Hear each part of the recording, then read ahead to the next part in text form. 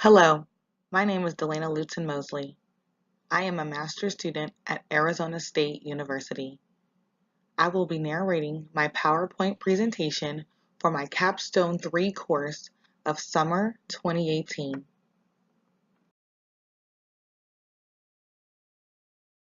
We are here today to talk about foster children and their high vulnerability to sex trafficking.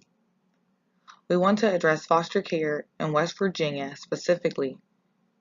There are notable areas which can be improved to help make their foster children less vulnerable to this type of victimization.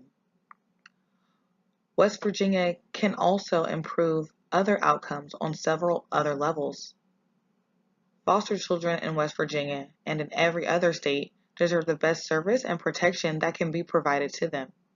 They deserve the same opportunities to thrive as any other child. This gives them the highest chance of success in the future. We owe this to our children.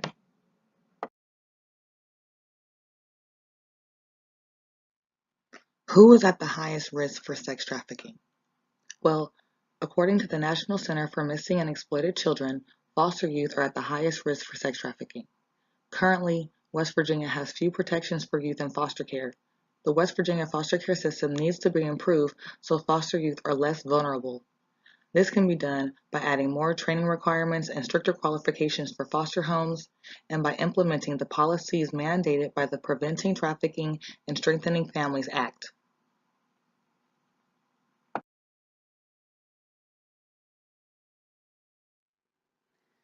Now, the general population tends to think that sex trafficking is something that takes place somewhere else, but it's happening every day in the United States.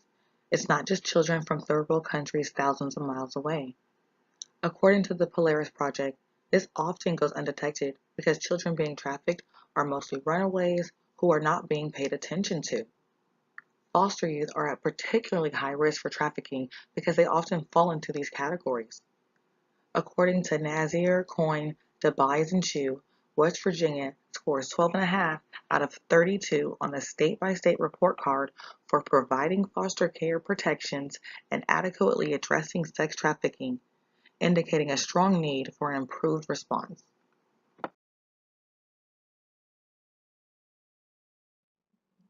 Human trafficking is on the rise. According to the U.S. Department of Justice, reports of sex trafficking have increased 79% between 2009 and 2016. According to the U.S. Department of Health and Human Services, 50 to 90% of children who were victims of sex trafficking had been involved with child welfare services.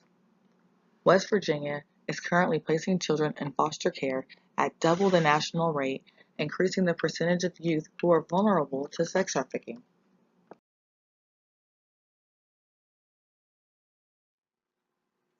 Why are foster children at particularly high risk? Why is it that this population is being targeted? Well, foster youth, especially those aging out of care, have histories of abuse, neglect, trauma, homelessness, and instability, making them easy targets for sex trafficking. Traffickers exploit these vulnerabilities, often with promises of fulfilling an unmet emotional needs, basic needs, or through economic or psychological coercion.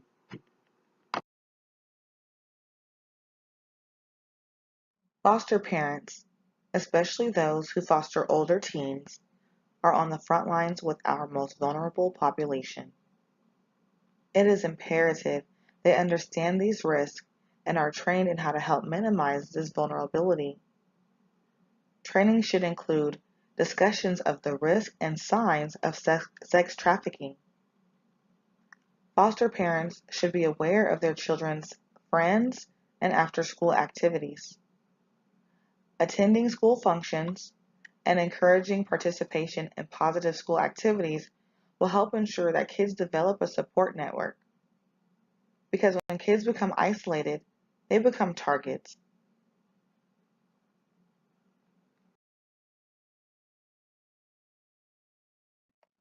Because foster youth are at higher risk for sex trafficking, foster care protections, trainings, and education must combat the issue of sex trafficking for this population.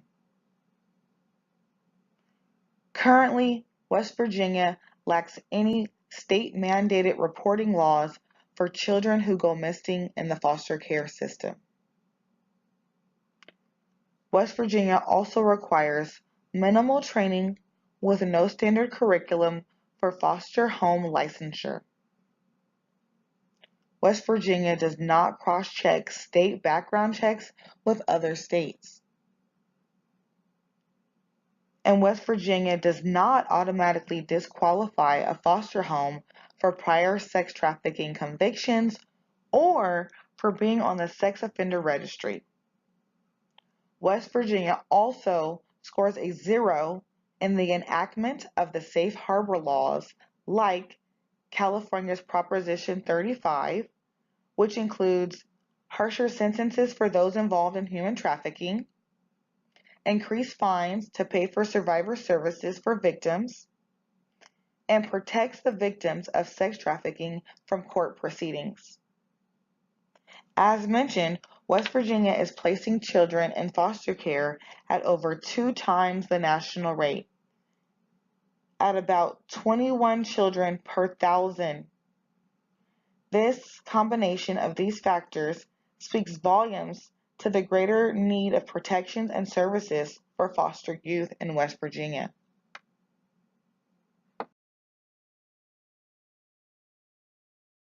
West Virginia still has not implemented the provisions outlined in the Preventing Sex Trafficking and Strengthening Families Act of 2014. The act is designed to give children in foster care added protection against sex trafficking and elevate the standards of foster homes providing care. This includes providing strong, safe, nurturing foster homes with as much stability and normalcy as possible. These are critical aspects in minimizing risk factors for trafficking. Older foster youth with bad experiences in foster homes and with the foster care system often run away from their foster homes or group homes. This leaves them in need of food, shelter, and support, which in turn makes them easily susceptible to traffickers' coercion.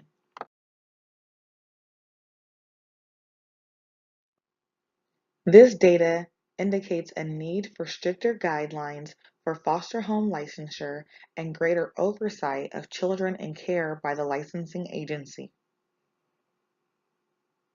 Trafficking is steadily increasing, and youth with a history in foster care system are disproportionately affected. Long-term care and family support must be encouraged by foster parents so that when children in foster care age out, they have a family and a home to return to. Too many children leave foster homes without permanency or families to return to. Entering adulthood with a significant lack of resources and supports, limited coping skills, and a history of trauma, which leads to higher rates of homelessness, mental health, drug abuse, unemployment, teen pregnancy, and involvement with the legal system. However, if we improve foster care, we create stronger, better adjusted kids, and we minimize the risk factors on many levels.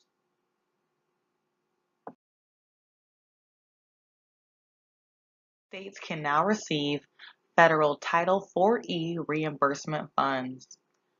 These funds are for supporting young adults and the foster homes they remain in after turning age 18. Foster kids are no longer forced out at 18. They can transition to the Independence Case Management Program. This gives dependent youth more time in a stable home environment, and it provides them with extended support for youth transitioning to adulthood.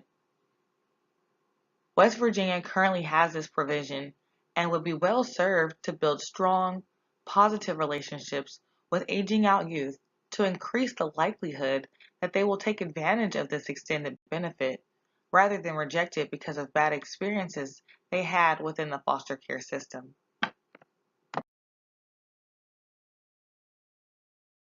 Now, I know we are all wondering, what can be done right now? In order to combat sex trafficking in West Virginia, we are proposing 6 considerations for policy change.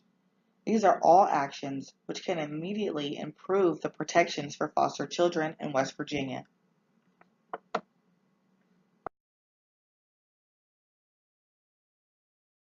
We are first proposing that West Virginia implement the provisions outlined in the Federal Preventing Sex Trafficking and Strengthening Families Act of 2014. This act implements policies and procedures that are meant to set stricter standards for foster parents, tighten state laws and punishments on sex trafficking, and identifying high-risk children and providing them the help and support they need. Our second proposal is to promote normalcy and permanency. Allow foster parents to use reasonable and prudent parenting practices. Reasonable and prudent parenting practices allows the foster parent to give their foster children more freedom, which will reduce the desire to leave the system and lessen the stigma of being in foster care. Normalcy is vital to self-esteem to all kids in foster care, and it promotes stability. Our third consideration is that West Virginia implement mandated reporting for missing and runaway foster youth. Lack of reporting requirements for foster homes leads to losing youth to the streets and a greater vulnerability to trafficking. Mandated reporting allows for immediate intervention and greater likelihood of finding missing children before they become coerced by traffickers. Our fourth consideration is that West Virginia enact safe harbor legislation and a foster care task force to increase victim services and protections. Safe harbor legislation provides safety from prosecution and extensive services for victims of trafficking, as well as higher penalties for the traffickers. This promotes more victims feeling comfortable coming and seeking help. It also provides a safety net for the youth who want to escape their situation but have no resources to do so. Recovery for many sex trafficking victims can be long and hard, and they need these services to heal and thrive.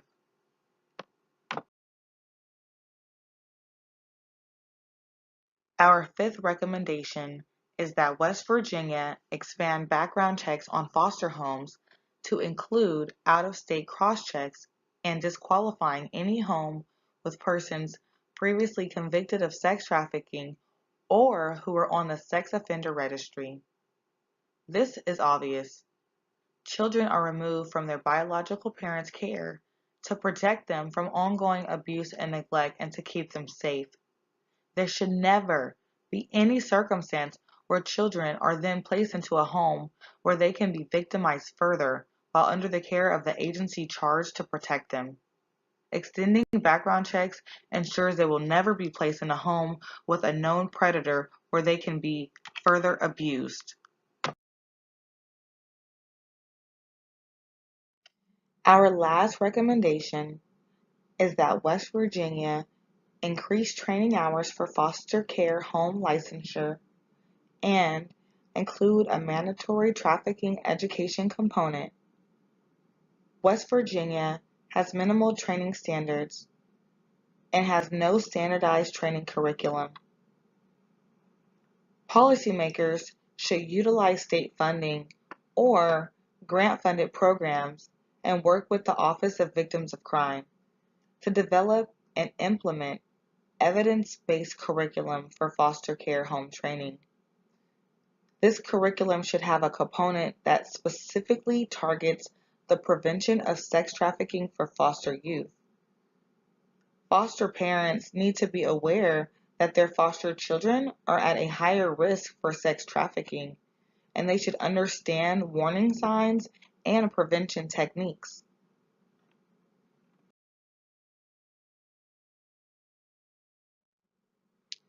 We seek to support the state of West Virginia to help combat sex trafficking with one of our most vulnerable populations, foster youth. Adolescents aging out of foster care are at a much higher risk for becoming victims of sex trafficking. It is important to implement as much education and prevention as possible to those who work directly with this vulnerable population. Intensive training hours for foster parents, stricter qualifications for foster homes, and increased protections and services for foster youth are the first steps in sex trafficking prevention.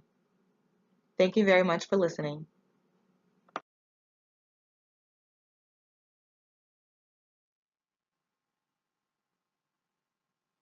We have now come to the end of my presentation.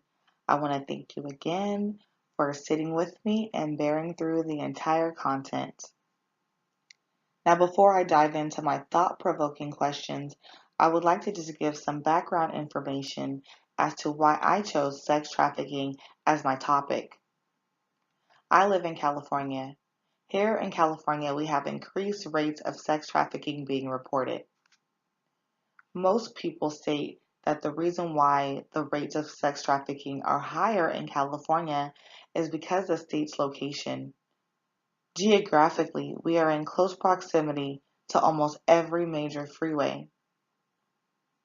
That makes this state an ideal location for traffickers because there are many ways to get in and out of the state as they please.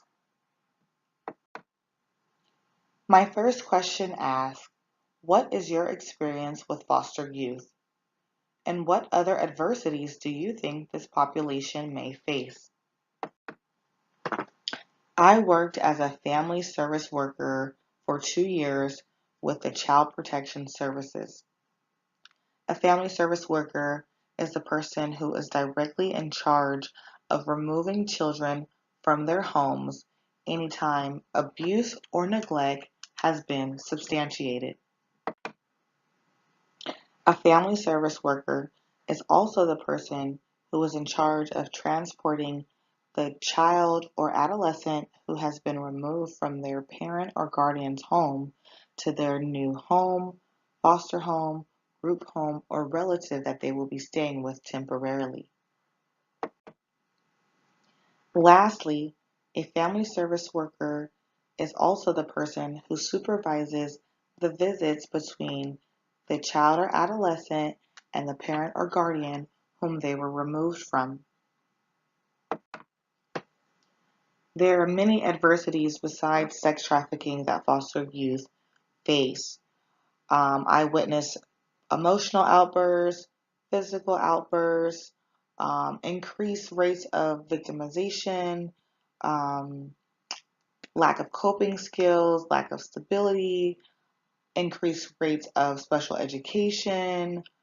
The list just goes on and on in regard to the different adversities that foster youth face. My second question asks, do you feel as though there should be laws that protect foster youth who are arrested for sex trafficking or prostitution for being charged and treats them as victims instead? The reason I ask this question is because here in California, that is how our laws go. Foster youth who are arrested, or excuse me, all youth who are arrested for prostitution under the age of 18 are treated as victims. Police officers seek to get information about the traffickers or pimps who are in charge of these women. Instead of throwing them in jail, they're hoping to make them allies. As mentioned previously in the PowerPoint presentation, a lot of times traffickers are able to coerce these young victims into being prostitutes because there is a lack of resources or unmet financial or emotional need. Now, if lawmakers and police officers can provide these needs to these youth, then there will be no need for them to run back to the victimizers. However, there is another side to this. With my experience working with child protection services, there are oftentimes chronic offenders who are arrested for prostitution and sex trafficking. A lot of the times they are um, elevated to not just sex trafficking, but then they become sex traffickers, in which they are used to go into group home settings and recruit, bringing in other foster youth to the sex traffickers or pimps. So please give your thoughts in regards to that. Explain your answers. There is no wrong answer. It's completely opinion based. Just have fun with it. Be as honest as possible. And I look forward to reading all of your responses and replying. Thanks again.